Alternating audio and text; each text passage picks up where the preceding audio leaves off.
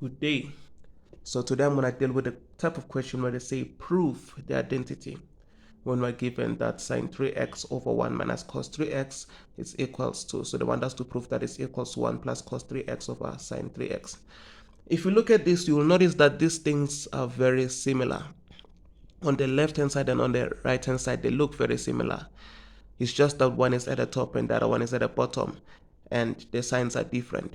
Whenever you have something like this that looks similar, but one is at the top and the other one is at the bottom, and the signs are different, you have to use a skill we call rationalizing. So let me show you an example of that skill, then we will apply it here. For instance, if we have something like this, 2 over square root 2 plus 1, if they ask us to rationalize this thing, what we have to do is to multiply it by 1.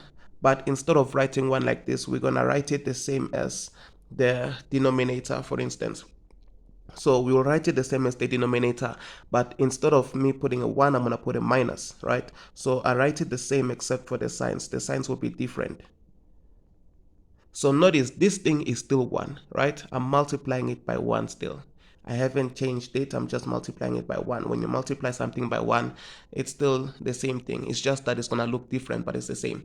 So this is still 1, if you notice. The same thing over the same thing, it's always 1. So when I multiply the bottom, it's going to be the difference of 2 squares as the answer. So if I were to multiply this stuff, it's the same as these things were in brackets. I'm just doing this for understanding. So notice, when we distribute and stuff, our answer will end up being square root of 2 squared, which is 2, minus 1 squared, which is 1. So this will end up being your answer. It will be 2 minus 1. We have rationalized it. And then at the top, this is going to be a multiplication of this stuff. So this will have to put it in brackets. So it's going to be 2 times this whole bracket. And 2 minus 1 is going to be 1. So I'm not going to go further here. I just want to show you an example.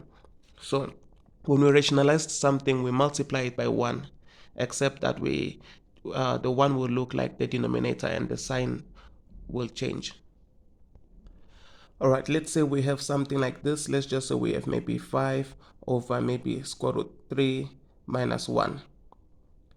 So if I want to rationalize this, I will multiply it by 1, but the 1 will not be written as 1. It will be written as the denominator, but instead of me having a minus, now I will have a plus. We always write the opposite sign. So this is still 1. So if I multiply this stuff, the answer will still be the difference of 2 squares again, because when I multiply this in brackets, I'll end up having 3 minus 1. And then this side is going to be 5. And then in brackets, it's going to be square root 3 plus 1. So that is what we call rationalizing. We can go further here, but I'm not going to do that here.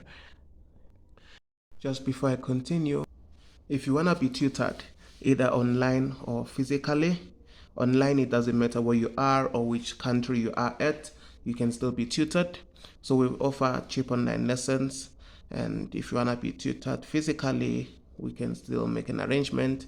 So call or WhatsApp this number, but preferably please WhatsApp this number, and then we will take it from there.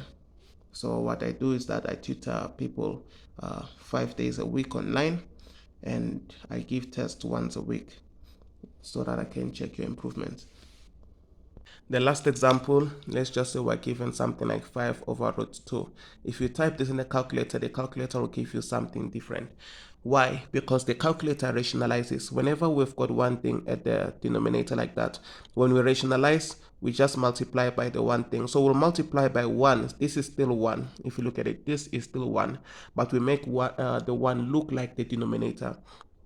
The same thing over the same thing is 1. So then 2 times root 2 times root 2 is 2, and then 5 times root 2 is just 5 root 2. So hence this is what the calculator will give you.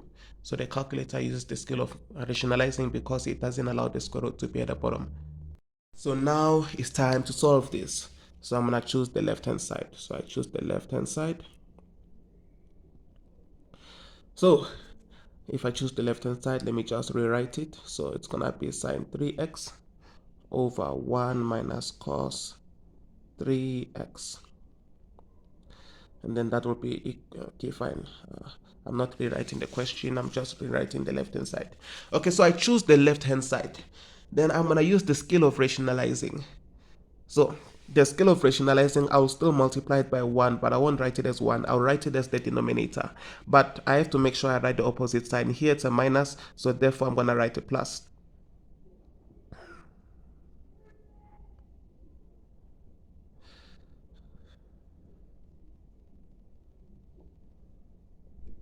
So that's what we have, right?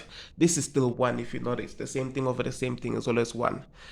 So when we multiply this in brackets, we'll notice that is the difference of two squares. What am I talking about? For instance, if we have a plus b and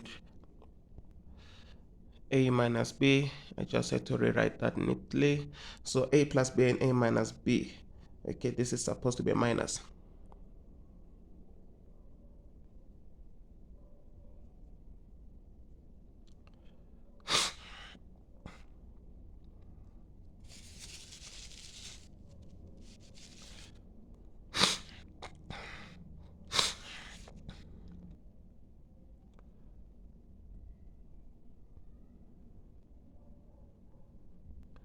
All right, what do I mean by the difference of two squares? So for instance, if you have one bracket a plus b and in the other one you have a minus b, this is the difference of two squares because when you multiply it, you already know it's going to be a squared minus b squared.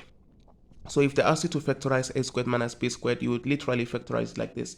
So what I'm trying to say is that when you see that something is the same on two brackets, but between them in one bracket is a plus and the other one is a minus, you already know it's going to be the difference of two squares. So you already know it's going to be the square of one thing minus the square of the others, not plus, because we can't put plus because the sum of two squares is not factorizable, but the difference of two squares is factorizable. So let's multiply this stuff. So if we multiply them in brackets, it's not a must to put it in bracket. I'm just doing that for your understanding. So you'll notice that these brackets are the same. It's just that between one thing there's a minus and the other one there's a plus. That's how we're rationalizing. We're doing this on purpose so that our answer can be the difference of two squares. So it's just gonna be 1 squared minus this thing squared. But if you want, you can still multiply. You can still take the long cut and distribute. You'll still get your answer. So then this is gonna be 1 squared is 1, so and then this squared is gonna be cos squared 3x. And then on top, my advice is not to multiply, it's not to distribute, it's just to keep it in brackets. My advice is not to distribute yet. Whenever you are rationalizing in trigonometry, my advice is do not distribute whatever was not the difference of two squares, because we might need it in this form later. So let's continue. In trigonometry, after rationalizing, you'll realize that this can change. So 1 minus cos squared theta, right? So 3x is gonna represent theta in this case. So 1 minus cos squared theta is sine squared theta, so meaning that it's gonna be sine squared 3x. And then this, we're not gonna distribute it yet because we expect something to cancel. This is done on purpose. That's why I said do not distribute whatever was not the difference of two squares. If nothing cancels, that's when you can distribute. But if something cancels, well, you don't have to distribute. We have to cancel.